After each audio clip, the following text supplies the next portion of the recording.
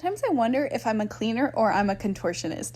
The tight, awkward spaces I have to get into to clean thoroughly and deep clean and do move out cleans is kind of wild, and my body has to be super flexible, which is crazy because I am the least flexible person. But anyways, come along with me while I take you through what I did for my 1,500 square foot move out clean.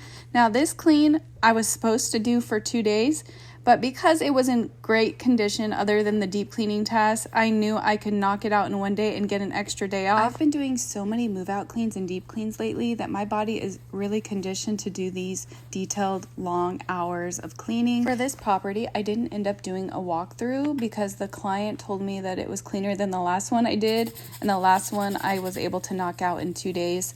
So I was actually super surprised when I walked in. This was a really maintained home, and it was so refreshing to walk into a home that I knew I wasn't gonna have to be there for 2 or 3 days to give it a good scrub. This 1,500 square foot home took me 9 hours to clean, and that was with filming. So without filming, it would have been closer to 7.5.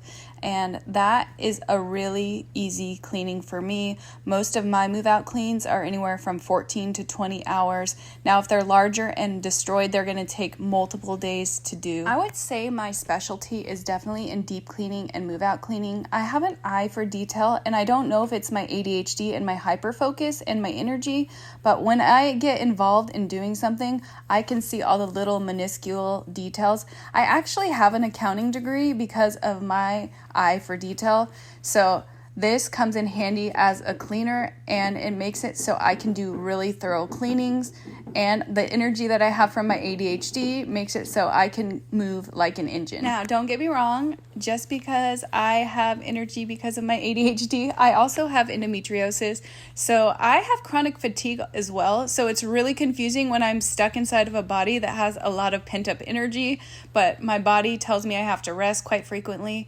But when I'm not in a flare, my energy levels are out of this world and I can do anything. And it is so nice when I'm back to myself again. So this clean house is an example of the cleaning fairy can come in and she will spot every ounce of dirt in your home, regardless of how clean you think you are.